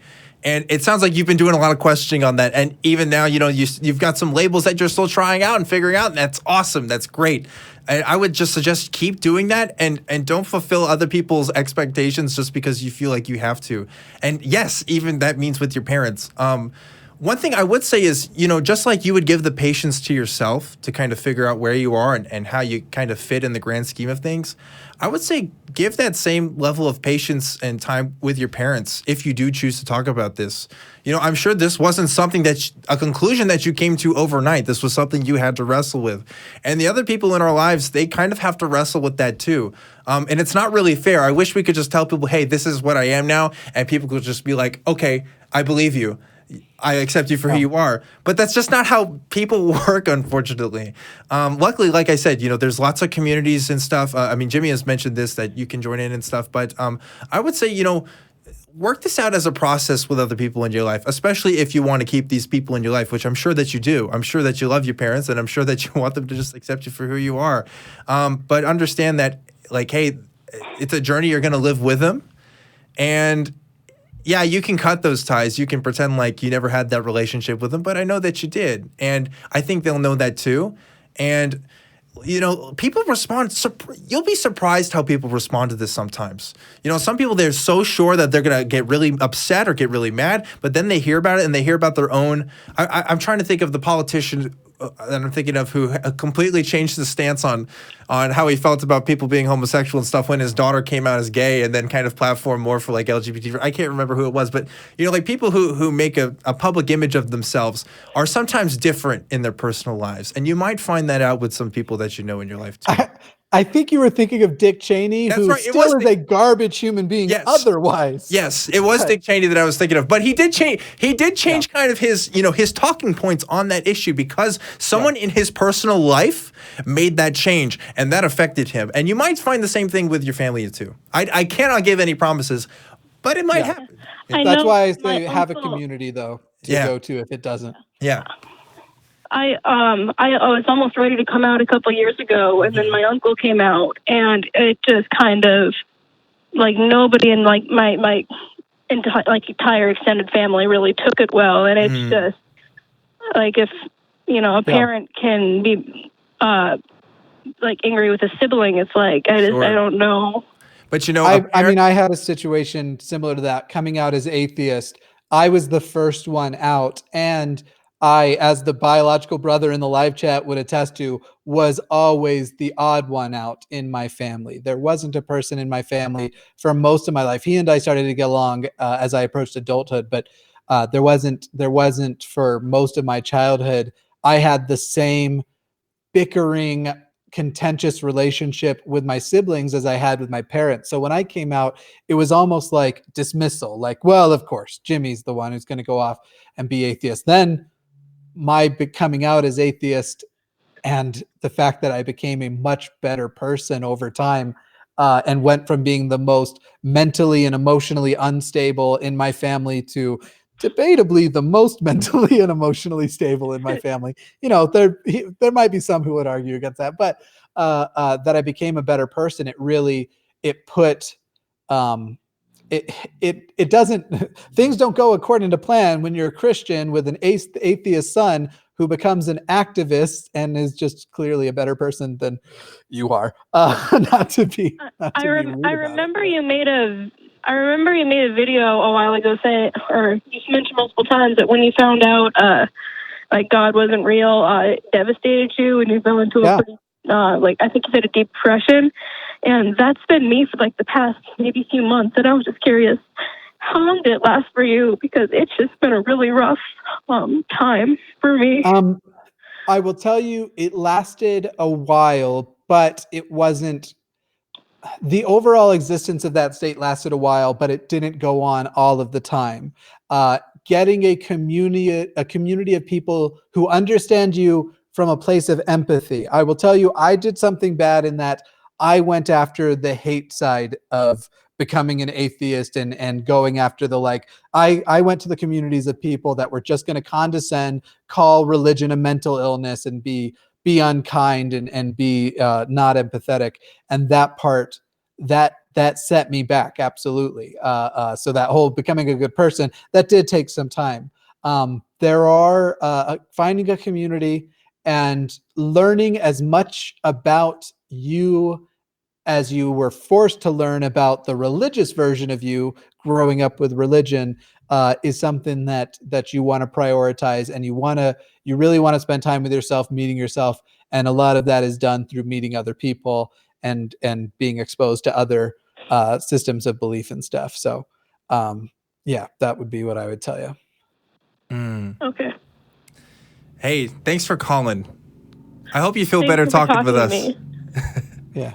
Here's some love rings from the back. Yeah, there's the rings coming out. But let me just offer, again, I have an email address. It's truth@atheist-community.org. If you want to personally talk to me about this, you're more than welcome to. And again, we both have Discord servers and a live chat that would love to just help you out, because we've been there. I do take emails too. The only reason why I haven't been like, email me with everybody is I get probably 1 to 2 dozen emails a day from people, and I do not have the ability to. I'm just one person. I can't keep up with all of them. And I'm not as popular as Jimmy, so you can email me about it. That's the stance I'll take on that. If I see you though, I definitely will reply. It would just be don't expect to reply right away. It's an unfortunate thing. But gosh, I hope that helps, and I hope you feel better. It does. Thank you. Yeah, for sure. Well, we'll let you go, and I'm hoping to hear from you soon. And if not, I wish you well. So have a good night. Yeah. Yeah. It gets better. Way better. It gets better. I'm replying to the live chat right now, who are talking about my childhood with my brother. All right, is this last one? Are we going to fight anybody today, or is is everything nice? I think everything's nice. This is somebody who, this is Ahmed in Canada. I'm going to put you live on the air now. Ahmed, last week we had Mimsy from Mimsy Vids on, who is an ex-Muslim, and we had a Muslim call and talk about some stuff. And Ahmed wanted to talk about some more stuff on that particular call and give us some interesting details on that. Ahmed, are you there? Yes, hi. Hey, how's it going? I know you've been waiting a long time. No worries. Yeah, so basically, I'm an ex-Muslim, ex-Ahmadi Muslim atheist. Mm-hmm. And last week, the person who called was an Ahmadi Muslim, and he put forward the way Ahmadis claim, they believe, their perspective on the verse of Quran, which says there should be no compulsion in religion, and there's that. In turn means that people have freedom of conscience. Mm-hmm. So I wanted to kind of respond to that, if I may. Yeah. So basically, like in the beginning, like when I was listening to it last week, I was really frustrated and almost angry, and I called right away. And you had your lines were full, which is a good thing because 1 week gave me kind of to get my thoughts in order. Mm-hmm. And also the fact that I realized that if you had asked me 3 years ago, I would have said the same thing about this, this organization, which is, they give out these talking points, and we don't think I say we, but, as Ahmadis don't think about these things. They don't see things in a different way. So they keep repeating these things. So I wanted to kind of give my perspective on how these things are actually implemented within that organization. Mm-hmm. So basically, let me just say why they claim, if they don't believe these things, why do they claim, right? Mm-hmm. So what happens is that they are a really small minority. So I just want to clarify for myself and also others. Yes. You're talking about a specific Muslim organization that does something. I'm not sure what exactly they do. It's called the Ahmadi Jamaat or community. Okay. It's a sect of Islam. Uh-huh. And the caller last week, he was a member of that. Right. So he represented, he said the true interpretation of Quran is that, the verse says there's no compulsion in religion. Yes, I remember that. This is the true interpretation of Quran, and, the Ahmadis believe that they have the true interpretation of Quran out of hundreds. Which I really wanted Mimsy to respond to, by the way. I think she was tired from it being so late in the night. But that was one of those things where it's like, well, she knows better than I would, so I'm going to let her talk. But then we didn't end up responding as well, because I think I disagree with that assertion as well. And I think that's... Are you having Mimsy back at some point? We definitely should at some point. Yeah. I feel like terrible because I'm not following most of this at all. So I don't know what expertise I can bring to the... Just a man came in and claiming he was representing a Muslim organization, and one of the things he said was that the people were free to leave the religion. Basically, they had the freedom of conscience to kind of make their own minds about this stuff. And I think Ahmed is trying to tell us that this actually isn't true, especially with it's demonstrably not true. Right, there are definitely people in the West, perhaps, with that. However, you're not going to escape social and familial powers, but there are definitely countries and places where, keep in mind, if you when they've polled these countries, the overwhelming majority of the population believes that the just repercussion for apostasy is death. So no, you don't have freedom of conscience to leave if you want to leave. Yeah, but the thing is, Ahmadis, who are like a minority group in most of the Muslim countries, they do not believe that the punishment for apostasy should be death. So I agree with that point. Yeah, sure. So the reason why is that, like, I wanted to first give a backdrop of why they say this. So basically, as they are a minority and they are declared as non-Muslim in Pakistan, and I believe in some other countries as well. So anybody who converts to Ahmadiyyat is declared as an apostate. And then if you're in Pakistan or any other country like that, you are in danger of being killed, essentially. Yeah. So they say that this is not right because they are in minority. So they say this shouldn't happen. We shouldn't be killed, and people should be given the right to choose what they want. And also the fact that they say that the Muslims, actually the majority Muslims say, because Ahmadis believe in an extra prophet after Muhammad, that makes them non-Muslim. So Ahmadis say that we have the right to believe whoever, if we believe somebody else is also a prophet, we have that right, and we should be considered as Muslims. So we want to stay within the community of Islam and do and interpret the way we want to interpret Quran and the teachings of Islam the way we want to see it. Right? So basically, that's what their demand is. That's where the idea of no compulsion in religion comes from, and that's why it's so important for them. Yeah, right? I would say gradients are necessary in far as changing cultures and changing people's minds, and so I hope they succeed, especially in those countries, because you're not going to turn an entire Muslim, significant portion of a continent. You're not going to change that entire civilization overnight. So I would in the interest of gradients being present and transitionary states being present, I hope they succeed in making that case, but I'm very skeptical that will happen. And even if the true quote unquote interpretation of these texts is, yes, there are no, you're free to leave and you have this choice and everything. I mean, like, the real life phenomenon of people leaving time and time again has shown there's always negative repercussions. And that's with pretty much every single major religion, whether they say that you can leave or not. I mean, I don't know any major religions that don't have at least some sort of consequences for disabandoning their belief system on some kind of level, whether it's socially enforced or whether it's something that the belief tells you, like, oh, karma will still affect you whether you believe it or not, you know, something like that. So I mean, there's a number of polytheistic religions that don't give a shit.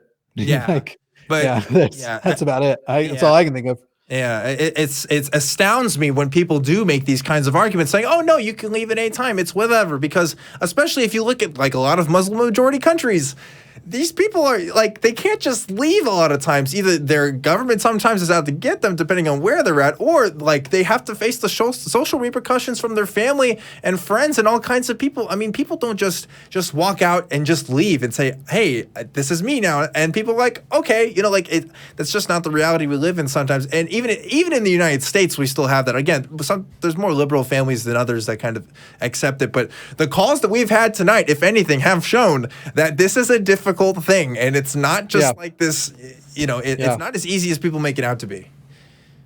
Definitely. For sure. And I find that their claim that there no compulsion in religion and, you know, apostates shouldn't be killed is kind of deceptive when it comes to their, like when they are in majority and they're applying these rules to the people who are leading their community. Or criticizing their community. So it's completely different. For example, if somebody criticizes them, like an ex-family, what happens is that they will issue an order which says that people have to stop socializing with them. Yeah. So imagine, similar to Jehovah's Witnesses, it sounds like. Yeah. So it's literally like hey, you suck 10% less, you know, than the other. Well done. It sounds almost like you're getting, what they're trying to do is take what I imagine a popularist message to an existing religion and then get a little cult-like with it. It's like 2 steps forward, 5 steps back kind of thing. To an extent that they issued an order saying if somebody has been kicked out of, or somebody has left the community and they're, you know, critical of the community, and you go, like a member goes to an event, like a wedding or something, and they find that person is there. So the first step is to go to the host and say, kick this person out. And if that person doesn't do it, you have to leave that event. And if you don't leave that event, you will be kicked out of the community as well. So they go to that extent. And when they come to like these secular shows or any other, like especially to the West, they will say, no, there's no compulsion in religion. You know, there's no repercussions of leaving the faith, which is absolutely not true. Yeah. Right. There's such a low standard and low bar too, where people are just like, hey, look, our religion doesn't murder apostates. So, and then people are like, wow, so progressive. And then you get into it and you're like, oh no, it's a nightmare here too. Very interesting. Yeah. Thank you. Thank you for calling, Ahmed. For sure. Yeah. And just from a Christian perspective, yeah, thank you again, Ahmed. I really do appreciate the call. And I hope to hear from you again soon. Yeah, just a comment on that too. Even just from the Christian perspective, like there were still repercussions. Like even when I was sitting in church, it's like they talk about it every week what the repercussions are. You know, like it's fire and brimstone. It's like, of course there's going to be things. And like that's not even including the social ostracization, which of course no mainstream church, at least that I was ever a part of, ever said you should ostracize atheists as much as you can or say all these things about them. But it happens anyway as kind of a result because they teach you what atheists quote unquote are. Yeah. And so it's sort of like every day if you're taught by your parents that people with, I don't know, pink zipper backpacks secretly have a monster living in their chest that are going to come out. And, you know, a part of that would get to you. And even as an adult, you would see the pink zipper and you would associate it with this old negative feeling. Growing up as a Mormon, it was like, listen, people who leave the church, they're miserable and they are in love with sinning. Why would I want to be friends with a person who's miserable and in love with sinning? Or at worst, Jimmy, they're going to try to trick you. You need to watch out for them. They're going to get you to listen to that rock music or the rap music or whatever it is that they talk about these days. But when number one thing atheists who are activists want to do is get a person to ask themselves, why do I believe this? For sure. I mean, at least the good activists. Yeah. And I was thinking about this too, Jimmy. You know, if you tomorrow decided you're going to become a Christian again, I wonder how I would feel about that. I definitely wouldn't socially. I think if anything, there'd be a lot of people that would reach out to you. They'd be like, "What's going on?" Yeah. They'd want to talk to you. Calls left and right. But I don't know if anybody is going to be like, "Okay, well, I don't know. I hate you now. Like I can't talk to you anymore." Unless you were being like really, really mean about it or something. But I don't know. I don't know if that was like airing everybody's dirty laundry. Yeah, Like, let me tell you what. Dan sends me nudes, and here are some observations I've made. And they're great, damn it. They're the best you've ever got. But anyway, guys. Not bad. Guys, this is wrapped it up. Wow. Okay, you can tell it's kind of getting later in the night. This about wraps it up for this episode of Truth Wanted. I want to give a special thanks again to Mr. Atheist for being on, for being part of this great episode. Those of you who are watching me for the first time, again, welcome. This is my call-in show. We do it every week at 7. It's pretty sweet. I'm Objectively Dan. Nice to meet you. If you want to know more about me and what we're doing here, definitely hit subscribe. Again, we have a Patreon. It's patreon.com/truthwanted. I don't get any of that money personally. All that money goes to the ACA and helps make this show a great show. So definitely check that out if you're interested. You can also find this show on iTunes, Spotify, wherever else you want to get your podcasts and stuff. Guys, I want to hear from you what you want, because we've been talking about getting some merch maybe for Faithless Forum and stuff. And if you're going, or even if you're not going, like what that would kind of look like, what you would want to buy from me, definitely email me. Oh, and also any other inquiries about the show at truth@atheist-community.org. And you know, just email me about whatever, if it's about the show or about a call or stuff, or if you need help and you're trying to reach out, I check that email pretty frequently. So definitely look into that. So Jimmy, where can people find you at? Well, and first of all, the like ratio, it's almost to 100 likes. So people hit that like button. Let's pass 100 likes tonight. My channel is Mr. Atheist. I have another channel called Jimmy Snow. What do you know? I have all of those other social media things too. I do get the money from Patreon, but you know, the ACA is a really good cause to send your money to as well. Yeah, I'm Jimmy Snow. Mr. Atheist wasn't my father, and I say button. Awesome. I also am big on Twitter as well. You can follow me at ObjectivelyDan. I forgot to mention that. I like posting on there. But yeah, guys, that about wraps it up for this week's episode of Truth Wanted. Jimmy, you got anything else you want to say before we just wrap things up here? Nope. Awesome. Hey, you kept it together, man. No bathroom trips. Yeah, I've been clenching for about an hour though. Well, we'll let you go then. Anyway, guys, thanks again. Take care. Remember to always keep wanting the truth, and we'll see you next week.